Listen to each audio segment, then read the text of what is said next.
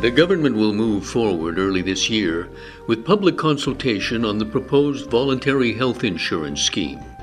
The objective of the new insurance program, says Sophie Chan, Undersecretary for Food and Health, is to try to balance demand between the overburdened public healthcare system and the private, which is beyond the means of many Hong Kong residents. The proposal had previously won favor with lawmakers following a round of public consultations in 2008, she adds. Current Hong Kong health insurance plans available to local residents have some shortcomings, including health conditions that are explicitly excluded. Chan believes all people, including the elderly and those with pre-existing health conditions, must be covered. I think during our earlier consultation, many people complained about after they have bought the health insurance, they are not clear about, first of all, the protection products. And also, there could be circumstances where they have to pay out a lot of out-of-pocket expenses.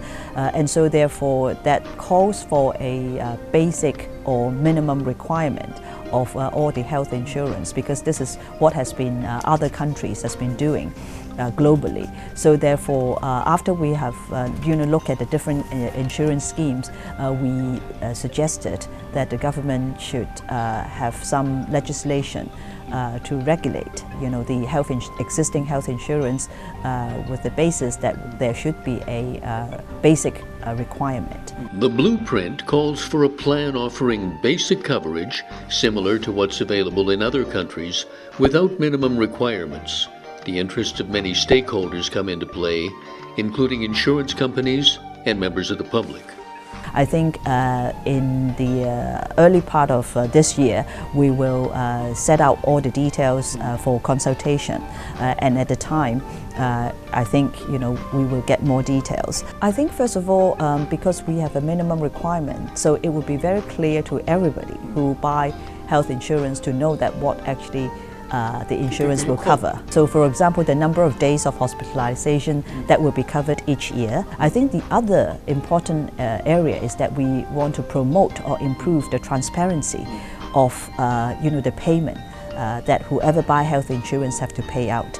That is that they would know what they are going to pay, or at least a tentative amount before they embark on hospitalization or agreeing to an operation. So a quotation system will be issued. In addition to elderly people, the Hong Kong government will encourage young people to buy into the plan. Tax breaks are likely to be offered as incentives. I think initially we thought about having tax incentives so that the consumers can benefit from some tax reduction if they buy health insurance, and also if a family buy insurance for the entire family, there may be more tax reduction too. I think we felt this can more directly benefit. The discount, for example, is provided to the insurance fees. There may be a chance that the fees would be raised in this regard. Chan notes the decision by the administration to maintain restrictions on the export of infant formula from Hong Kong. She adds, the Food and Health Bureau will enhance its monitoring of cross-border demand for powdered formula as the Lunar New Year approaches, adding there are no plans to raise the limits for the foreseeable future. I think the government has always been working very diligently in improving the supply as well as the retail chain of milk formula, and we have been working very closely with all the milk powder trade people to have them ensure that the supply is enough. But not only is the supply, but also is the retail part of it, because we want to ensure that the local supply they can meet the local demand. So therefore, it is important that they improve this entire chain so that during times of hot season, for example, during Chinese New Year, that the supply can be provided to meet the local demand.